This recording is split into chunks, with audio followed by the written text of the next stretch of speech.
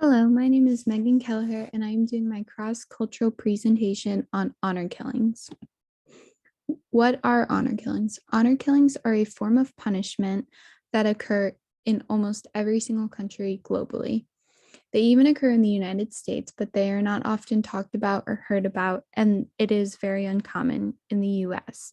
But in other countries, especially the Middle East, it is very common for the women to go through this. Their family can regain their honor with a justified kill, and it is usually done by a male family member when a woman has done something wrong. The crimes that a woman can do something wrong are adultery, premarital relationships, homosexuality, sexual misconduct, and women who marry outside their caste system or culture.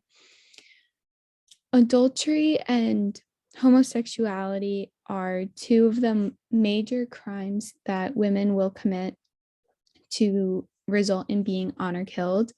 Premarital relationships and sexual misconduct are extremely forbidden in a lot of cultures in the Middle East, especially Pakistan and Egypt, which are the two countries I'm doing my presentation on. So it is not rare when a woman is killed for any of these reasons. Honor killings started in 1810, and they originated from tribal customs. The tribal customs came from Britain, where it originally was when a woman would marry just outside their caste system or their economic system, where they would start to disapprove of the woman's decisions and question the women's morals, and that is where the killings began.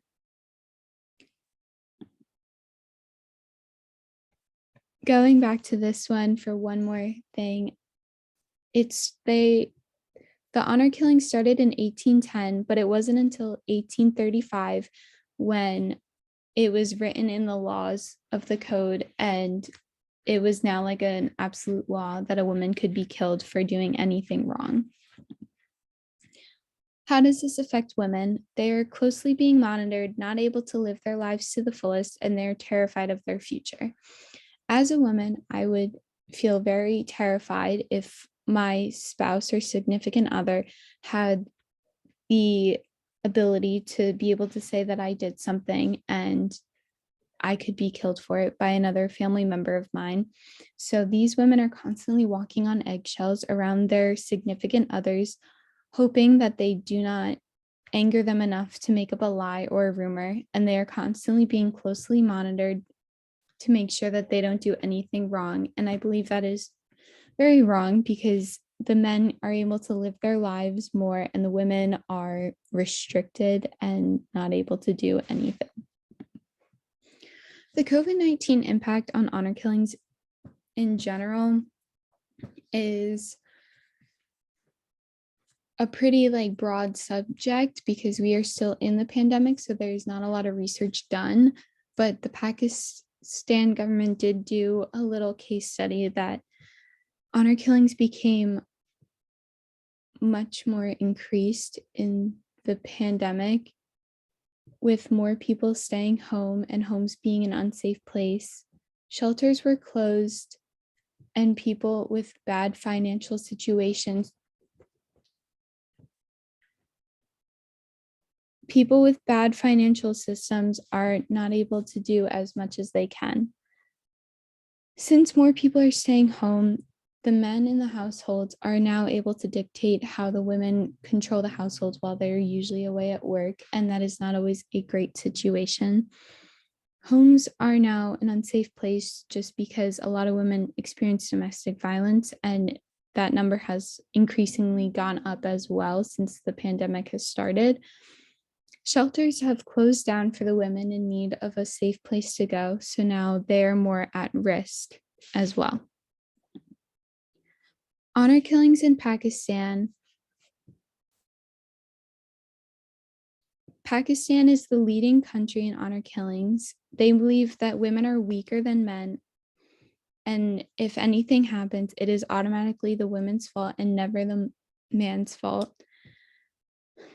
Their political stance takes a big role in what could be deemed a crime, and they look for a lot of what her actions are and versus what she might say in public or in private to her friends. Some women are even known to rat each other out and tell on everybody else just to save themselves from being honor killed if they're also being suspected. There's a map on the right which shows the percent of Muslims who say honor killings over female sexual offense are never justified. If you can take a look, it is just the Middle East, Russia, Africa, and all the other countries over there. And if you know where the Middle East is, it's right next to the right of Africa. And you can see those numbers right there is only 15% to 24% that say that it is never justified, which means that there is a broad percentage of people that are living in the Middle East that believe that honor killings are justified, and that is absolutely horrendous. Even if you look around, like if you look towards Egypt, which I am also doing, it's between 25 and 34% where they say it is never justified. And I wish, yeah, I wish that the numbers were a lot higher, especially in today's age. This map is pretty recent, but I do wish the numbers were higher for the people that believe that it is never justified. Honor killings in Pakistan are known as karo kari, which means black man, black woman. Black symbolizes someone who is sinful and morally weak. Violence makes it easier to delegate behaviors from right and wrong. There is an article that I had read about a woman, a Black woman living in Pakistan, actually, and she had just married her spouse, and he immediately accused her of sexual misconduct just because she said that he did not. They would fight all the time about how she kept up the house, how she cooked, how she cleaned, how she did everything like that. And he ended up killing her in the end. And he served no jail time because the woman's mom believed that it was right. Violence makes it easier to delegate behaviors right from wrong is especially important because in honor killings, there's two separate categories that women are put into. If they're doing everything right, then they're safe and completely fine. But if there's anything controversial or anything like that, it automatically falls into the wrongdoing category and they will be killed. Honor killings in Egypt. There's been a recent spike in honor killings. In the past, Egypt has been a leading country in honor killings, but it has slowly decreased over time the amount of honor killings that happen in Egypt, but it has been slowly increasing, especially with the current pandemic. And as I said, more people are home. The men are getting stressed for their financial situations and they're taking it out on the women and they're just looking for something to fight about. It is illegal in Egypt now, but the men receive a lenient punishment. And it used to be a highly respected tradition. I read that Egypt is one of the first places that it truly started in.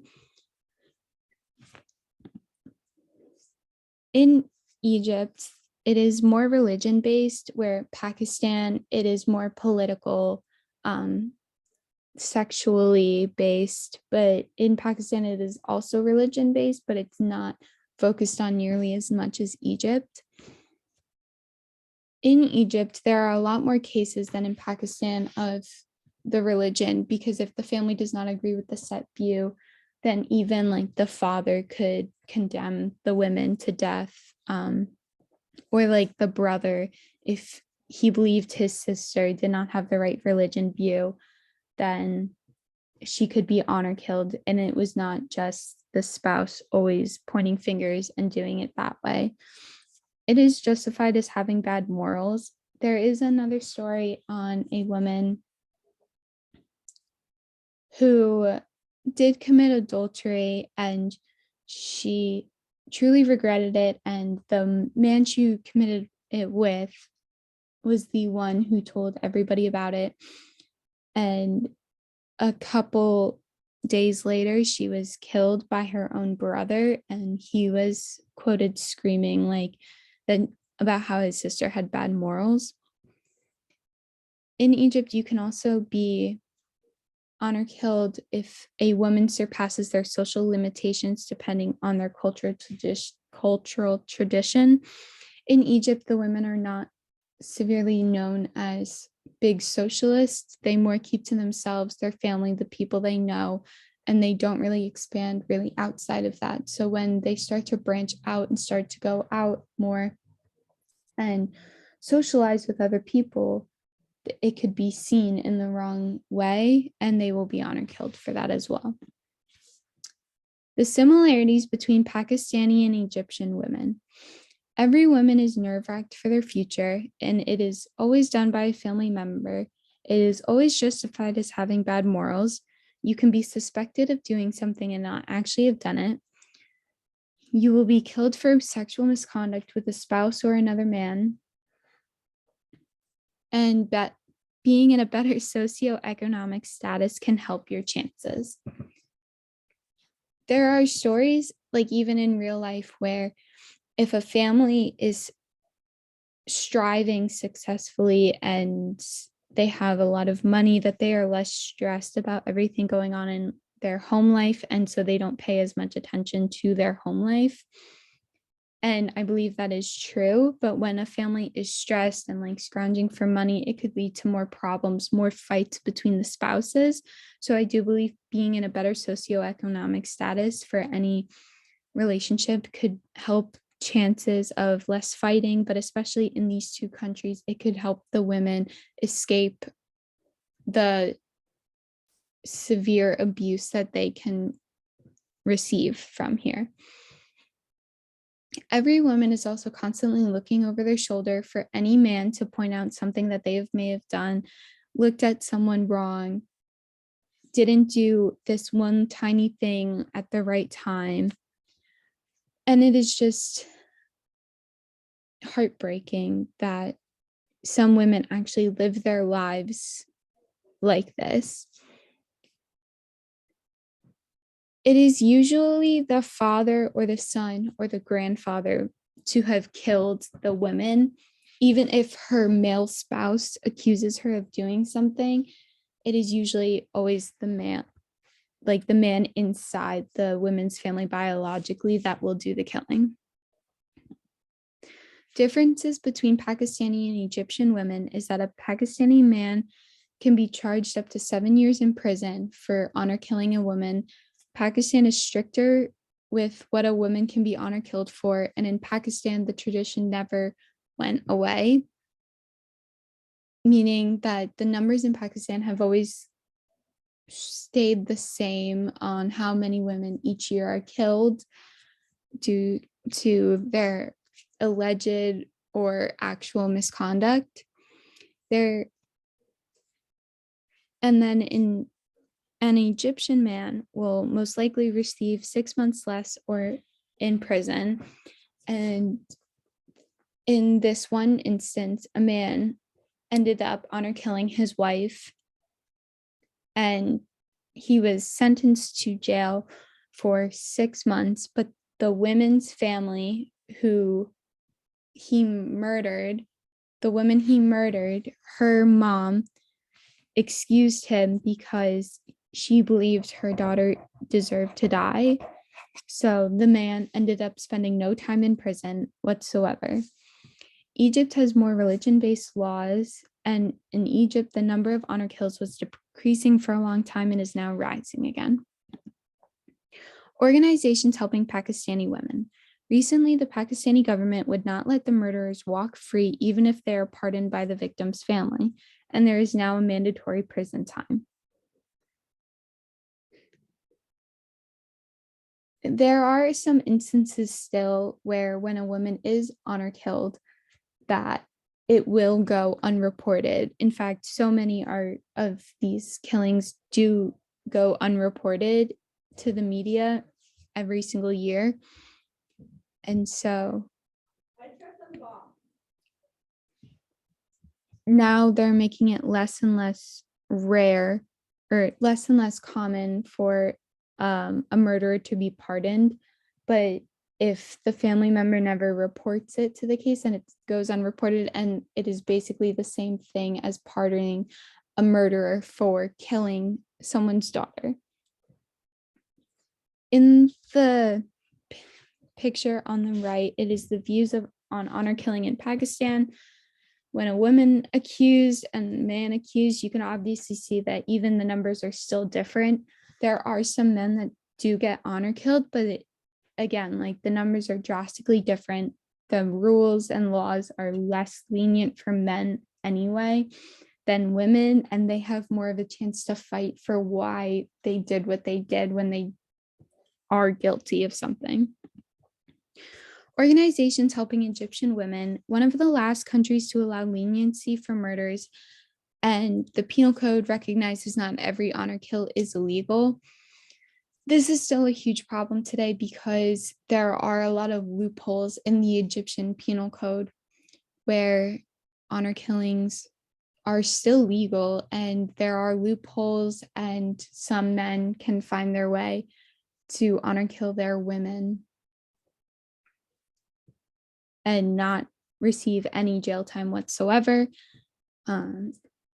Going back to one of the previous slides where you can serve up to 6 months, like that is a huge leniency for murdering somebody and taking a woman away from her family. The media has helped a lot in bringing attention to honor killings. Since Pakistan has always been a top country in numbers of honor killings, the media has caught wind of situations. There are now being like blogs being written, articles being written, social media, there's press going over to these countries and talking to these women and doing interviews with their experiences. And word travels fast about something, especially like this. I honestly had never known how common it was in other countries because I never had the urge to look into it. I honestly didn't even know it was still going on.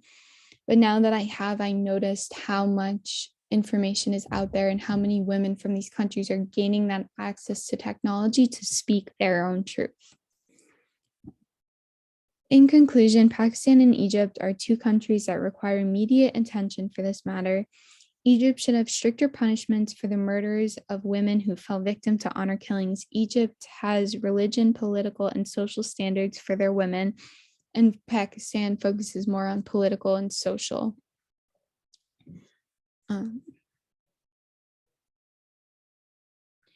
I think the one fact that absolutely baffles me is that Egypt has such a leniency for these honor killings. Even Pakistan is trying, the Pakistani government is trying to better the laws, the jail time, like trying to decrease the number every single year, even though it has not been successful, but they are making an effort. When in Egypt, a lot more cases go unreported. So even though Egypt is not a leading contender, depending on how many cases go unreported, they could potentially very well be a leading case. And these are my references. Thank you so much. I hope you enjoyed my presentation on honor killings in Pakistani and Egyptian women. I believe they all deserve so much more than they are getting right now. And I hope that one day the numbers will start decreasing significantly again and keep decreasing until it comes to a zero. Thank you.